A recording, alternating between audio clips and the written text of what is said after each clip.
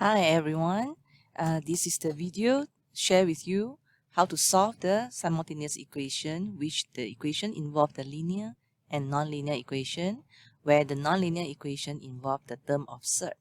Here I have an example, which is the nonlinear equation consists of y equals to square root of 3x squared minus 4x plus 5, and the linear equation is y equals to 2x minus 3. So firstly, I will just name them as equation 1 and equation 2. So our idea is to substitute the linear equation, where the linear equation, one of the variable already in the form of a subject, already convert into the subject. And we are trying to substitute this y equals to 2x minus 3 into the first equation, which the y later on will be substituted as 2x minus 3. So our first step will be 2 substitute into 1. Substitute 2 into 1, you will get 2x minus 3 equivalent to square root of 3x squared minus 4x plus 5. To solve this equation, firstly, we will think that we want to eliminate the square root. How to eliminate the square root? We'll decide to square both sides. Okay, we square both sides. Because square root square, you will get without the square root will be eliminated. So for the left hand side, linear square, you will predict that you will get a quadratic. All right, so try to expand it. That is a 4x square.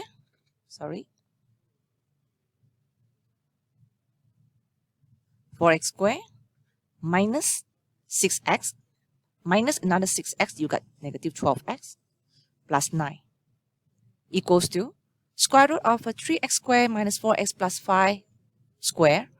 Okay, you just can use this concept. Square root of a multiplied by square root of a, or in other words, we can say square root of a squared. You will get a.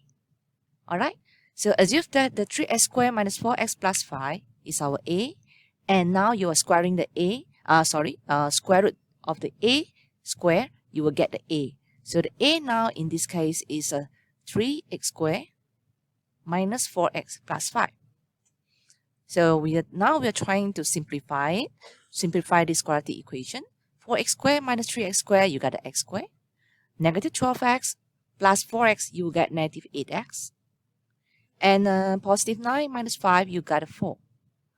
Then the right hand side left to be 0. Alright? After that, we will consider that this quadratic equation, it cannot be factorized. So probably we have to use completing the square, or maybe by quadratic formula. So here I will use a quadratic formula because it looks much more easier. The quadratic formula is given as negative b plus minus square root of b squared minus 4ac over 2a. So how do you get the plug in the value of a, b, c? Here we have to compare our quadratic equation with its standard form. The standard form will be ax squared plus bx plus c, and the right hand side left to be 0. So now compare the coefficient of our quadratic equation and this standard equation. So from here, we can see that after comparing, we will see that the a equals to 1, which is a representing the coefficient of the x squared. And the coefficient of x will be negative 8, which is the b. And the last one will be the constant. Constant equals to 4. So we are going to plug in the value of a, b, c into the formula. This year, negative of negative 8 plus minus square root of b squared, which is a negative 8 square, minus 4ac. A is equivalent to 1 and c is 4. Divided by 2a. So the 2 multiplied by 1. After you simplify, you will get 8 plus minus. Inside the square root, we will have a 64 minus 16 over 2. Okay, and if we simplify further, you will get 8 plus minus. This is a square root 48 over 2. 48 consists of 16 multiplied by 3. So why we are considering the 16 multiplied by 3? Because the 16 is a perfect square. So we can we can rewrite the 48 into a 16 multiplied by 3. And the square root of 16 multiplied by 3, it can be split into the square root of 16 multiplied by square root of 3. So from here, the square root of 16 can be written as 4. 4 square root of 3 over 2. So you can see that the coefficient, the 8, 4, and 2 over here, all having the common factor 2. So we can actually factor out the 2 from the numerator and then cancel off with the denominator. So lastly, we'll get 4 plus minus 2 third 3. Okay, so of course you can present your answer of x in the form of decimal. So the first x that we get is a 4 plus 2 third 3, which is in the decimal form. We will have a 7.46. You can have your calculator to help you to calculate this. And the second x is a 4 minus 2 third 3. Using the calculator to calculate, you get a 0.536.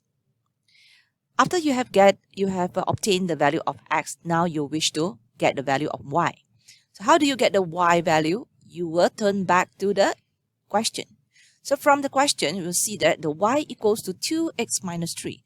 So let's substitute the x value that we obtained into this second equation.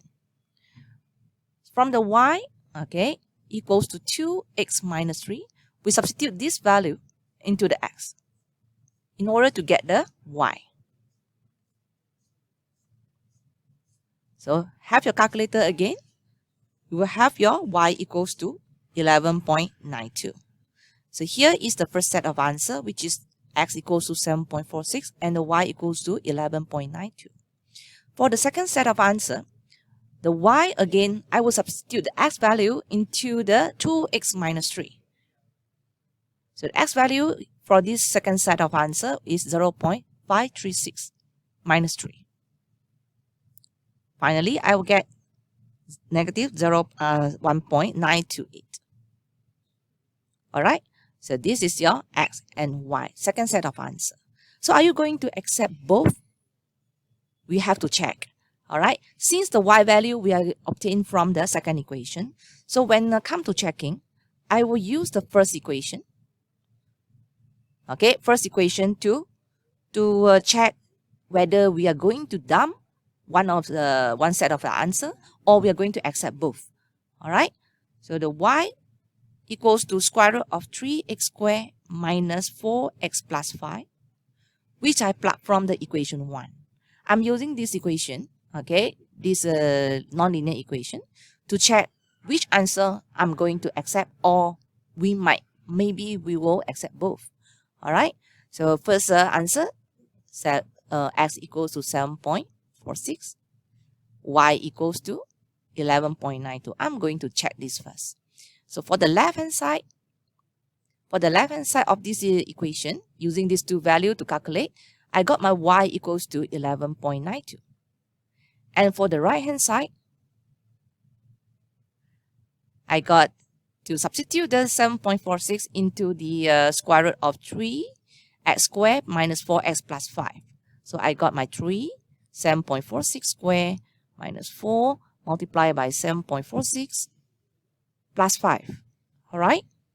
Calculate with the calculator again. You will get 11.92. So what shows you? Alright? For left-hand side is equals to right-hand side. You can check the value of the left-hand side, which is 11.92. And the right-hand side also 11.92. So since the left-hand side equals to right-hand side, we are going to accept this set of answer, which is x equals to 7.46 and the y equals to 11.92. How about the second set of answer, 0.536 and y equals to negative 1.928. So here, I'm going to check. Is this set of answer satisfy both equation? So x equals to 0.536. 4 is y equals to negative 1.928. So now, checking. For the left-hand side, again, for the checking, we are referring to this first equation. Left-hand side is the y. Alright, left-hand side is the y. So the y value over here is negative 1.928. And the right-hand side is a square root of something. Square root of 3, okay, 3 multiplied by negative 1.928 square minus 4, negative 1.928 plus 5. If you are alert enough, actually you do not need to substitute this. You will know that this set of answer will not be accepted. Why? Because left hand side is a negative number. Alright? Left hand side you can see that is a negative number. And the right hand side is a positive number because square root of something, it will produce positive number. So definitely the left hand side will not equals to the right hand side. So here we'll make conclusion that since the left hand side is not equals to right hand side, so we'll say that x equals to 0.536 and y equals to negative 1.928. This set of answer will be discarded.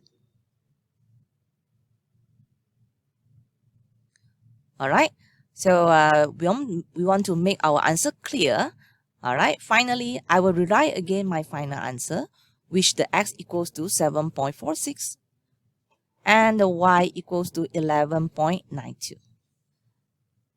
Alright, this is a solution of our question. Okay, this question.